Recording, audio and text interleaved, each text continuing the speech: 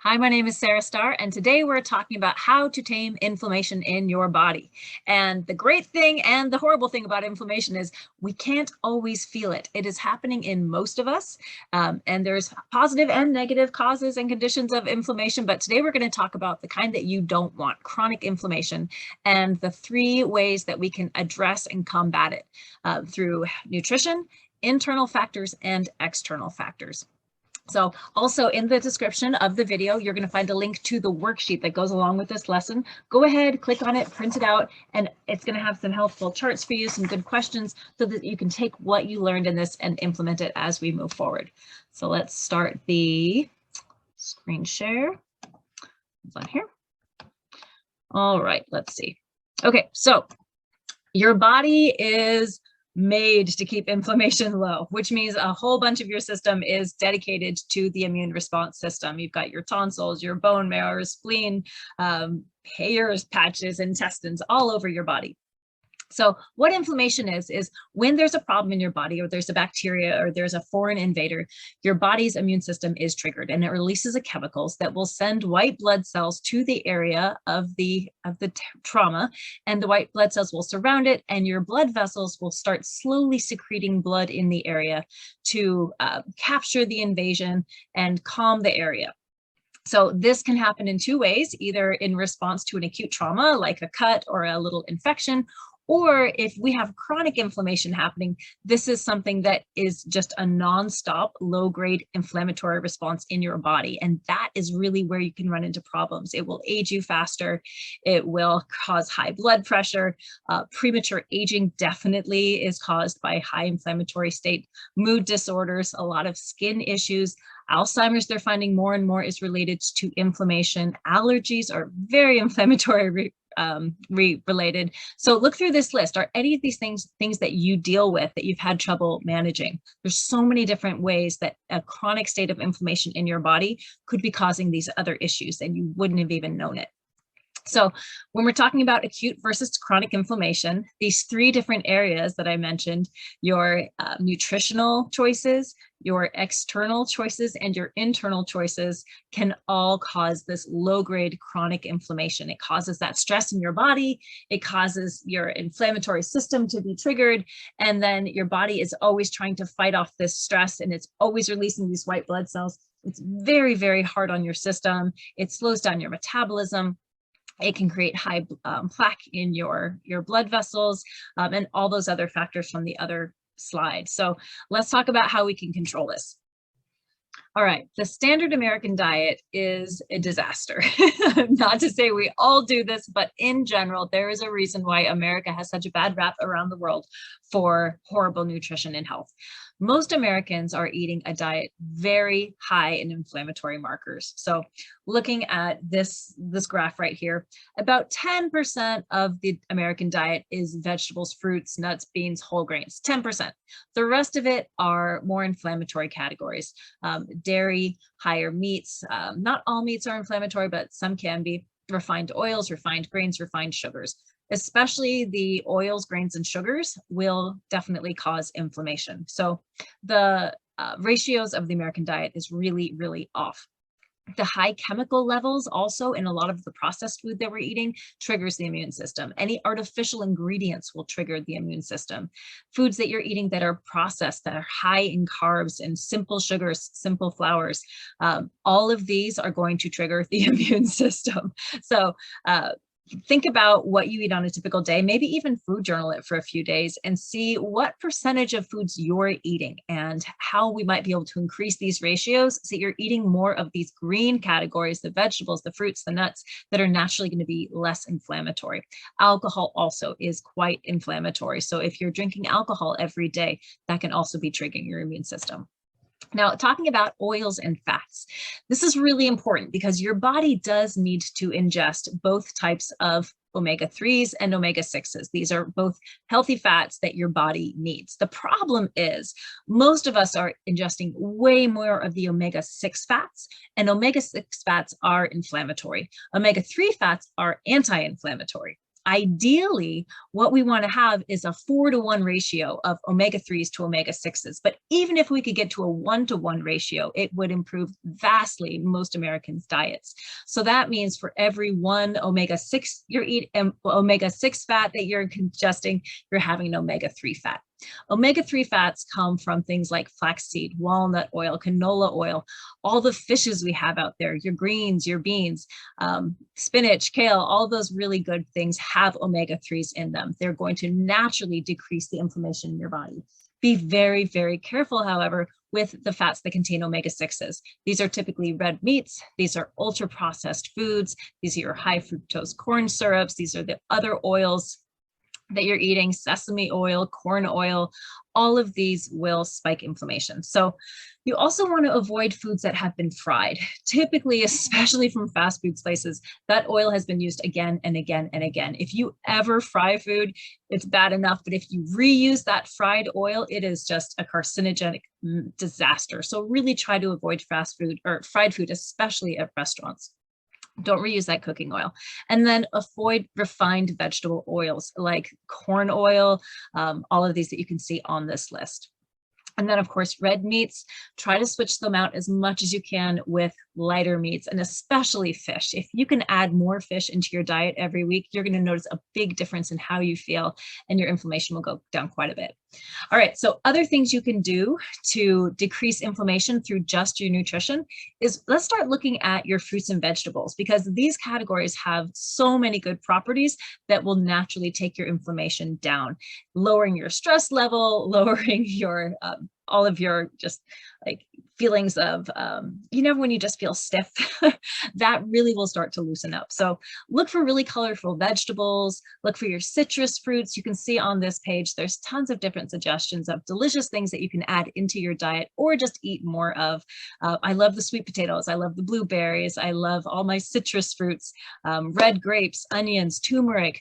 Green tea is a really good one. Teas in general are really ideal. 2 to 3 cups a day is a nice level to keep inflammation down. So I try to have 2 to 3 cups of green tea in the morning, or white tea. And then use some great herbs along with your food. Ginger, turmeric, cayenne, nutmeg, oregano. These are all really, really good ones. And then you heard me say it, chocolate. Chocolate's a great way to reduce inflammation, as long as we're actually eating the chocolate, not this milk chocolate junk. Look for chocolate that's 70% or more, and have a square at the end of the day. It really does reduce your inflammation. It makes you feel a nice little treat. It's such a great indulgence. So pick some things off this list that you can either start adding in or just eat more of.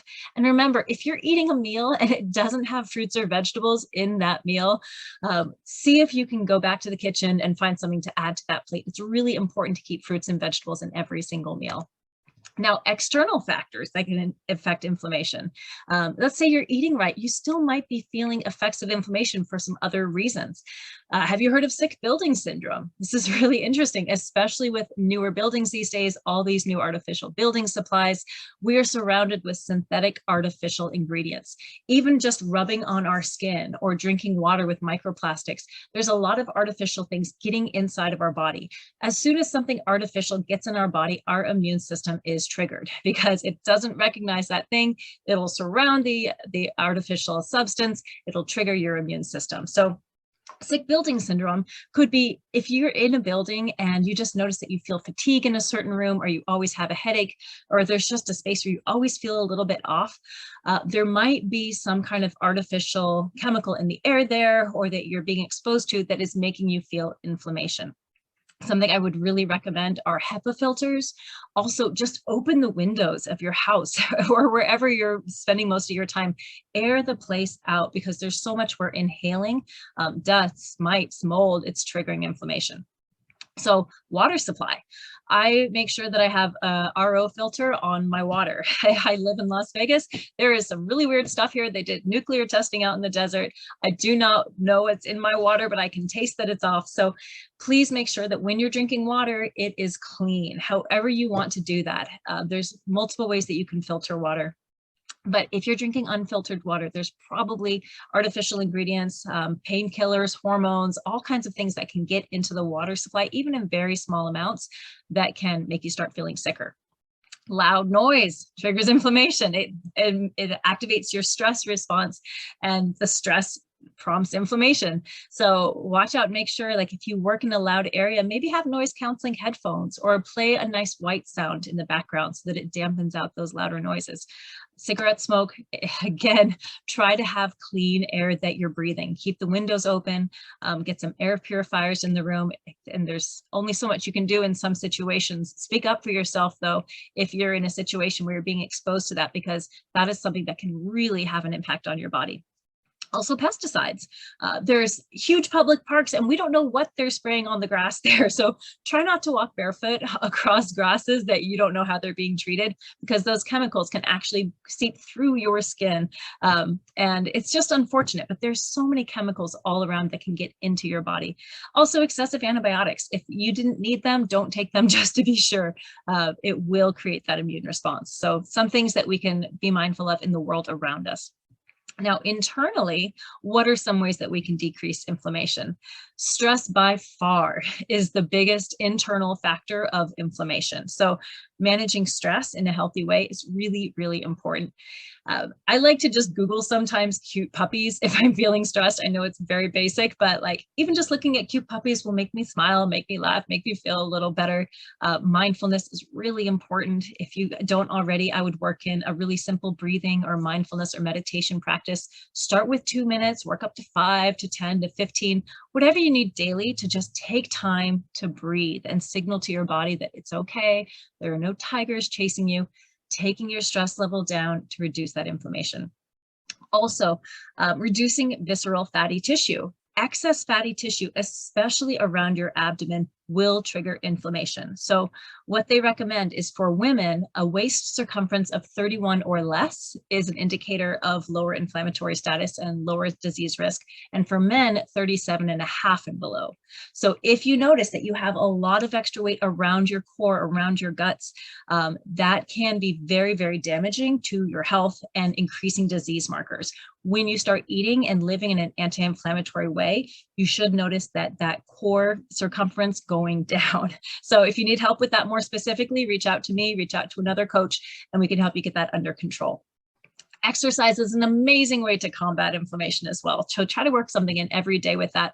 Exercise for me is one of the keystone habits that controls so many other issues of health.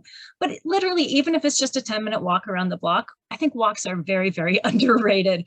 Just get up during your break. Every time you have to use the bathroom, take a 5-minute stroll in the house, go up and down the stairs a few times, just get moving. Studies have shown that the effects of being sedentary are just as damaging on your health as the effects of being an active cigarette smoker. So a sedentary lifestyle is very, very damaging.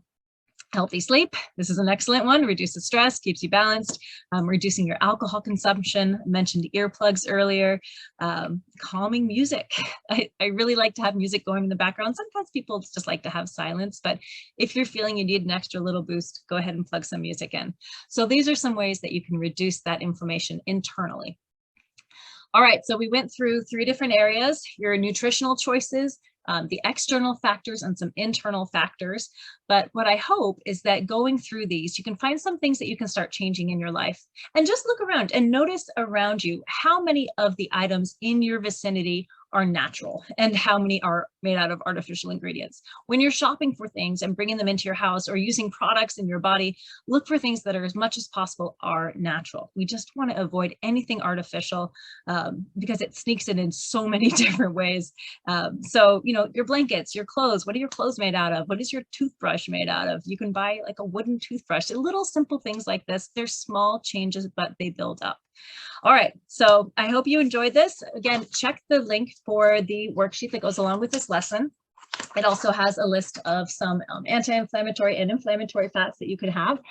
And if you need more help with this or have questions, I'd love to see your comments below. My name is Sarah Starr. You can learn more about me and the coaching services I offer at my website, sarahstarcoaching.com. I'd love to hear from you if you need more help. I do private coaching, weekend accountability, worksheets, homework. I do that in a private and group setting, and I would love to help you out if you need anything. Thanks so much.